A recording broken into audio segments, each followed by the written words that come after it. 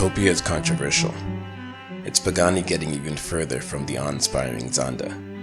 And for me, it's proof that Horatio is no longer building art.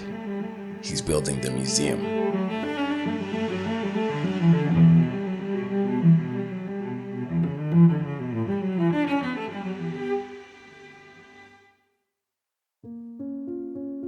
Horatio has always been obsessive about the small details, but it seems like with each car, the obsession is getting more and more compulsive. With the Utopia, there are so many points of interest that looking over the car is like walking through a museum. Each part an exhibit. Sculptures littered through the design. The Mona Lisa sits in the center of the car, the gated manual transmission. The exposed mechanics are reminiscent to the inside of a Swiss watch. Look up at the dashboard piece, elegantly machined aluminum. Even the air vents are unconventional and industrial. The gauge cluster is like staring into an installation at the Louvre. You know, steampunk is a common description of Pagani's interior design, and it's very fitting on the Utopia. But the truth is, I'm not sure I like it. Each piece is gorgeous, but together seems disjointed. The same is true of the exterior. The lights, the side mirrors, the exhaust. While most companies are making run-of-the-mill spoilers, Pagani makes the ellipse of airflow. Instead of fusing the lights seamlessly into the body, Pagani is suspending them in a void of darkness.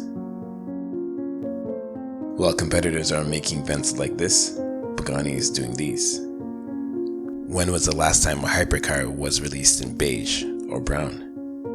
Pagani plays by its own rules. Even the air intakes are tucked away beautifully behind the canopy. And speaking of the canopy, while I'm a huge fan of the Koenigsegg wraparound with a double hump, I don't think anyone makes a canopy as beautifully as Pagani. It's stunning.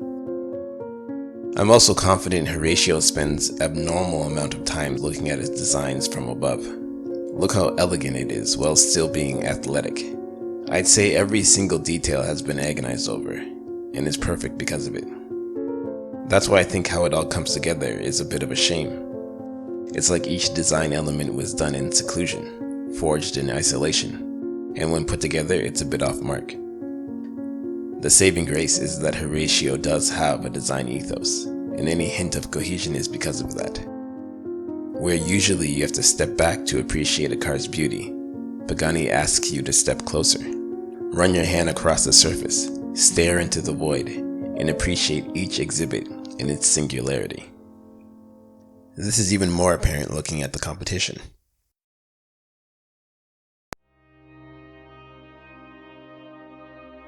Despite being amazing, there isn't anything overstyled about each individual piece.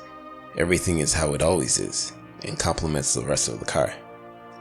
On the SF90, there's only one design element that sticks out, the wing nose. On the Koenigsegg, the rear wing. Each car looks like it would tear up a track, while the Utopia almost feels like a mid-engine GT. At this moment, I can't even imagine what a Utopia R would look like. I mean, it does look like a supercar, but the details don't scream sport. They speak luxury. Look at the front bumper design. The intention given to just mounting the lights is amazing. In many ways, the Utopia reminds me of another car, Spyker. While I'll agree that the Utopia is not on Spyker's level, there is a similar attention to individual details. Spyker always felt like they were designing elements, not whole cars. All the vents just seemed glued on or cut out. When they moved on to the Spider's successor, it was a little more cohesive, but still very Spyker. Happily, the Utopia isn't nearly at this level, and that's why I don't think that it's ugly. I couldn't tell you why the front bumper looks like that, but it has flash, it has style. It reminds me of art that you don't understand at first take. Think Picasso's Guernica. But you wouldn't dare question it, because you know the artist behind it has a master planned, and pretty soon, you love it. In all honesty, I'm not there yet, but if anyone can turn it around, it's Horatio. The truth is, Horatio has been intimating his intentions for a while now. while the Zonda was a boxy, edgy racer, even in standard guise. The Huayra was fluid and mellifluous. Pagani took the Zonda and softened every edge. Look at the rear lights.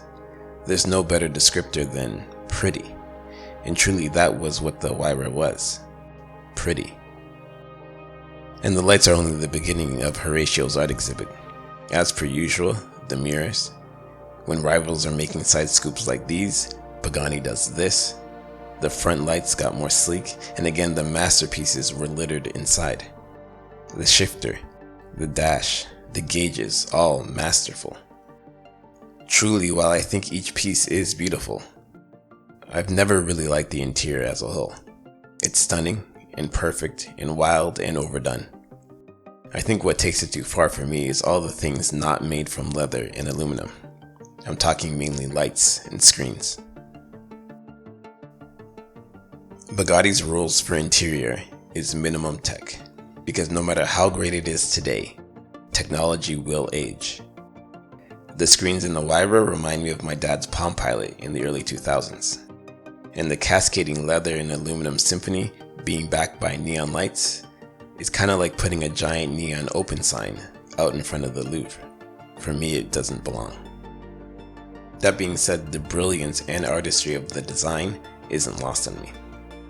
I started out quite disappointed with the Zonda's replacement, but over the years have grown to love it. And that's why I have so much hope for the Utopia. The couple of weeks I've had to look at it has already softened my feelings about the Utopia. Seeing it in different guise has only boosted my confidence in Horatio. So far, he has never steered us astray, even when we thought he did. So welcome to the Museum Pagani. I have a feeling you'll enjoy your visit.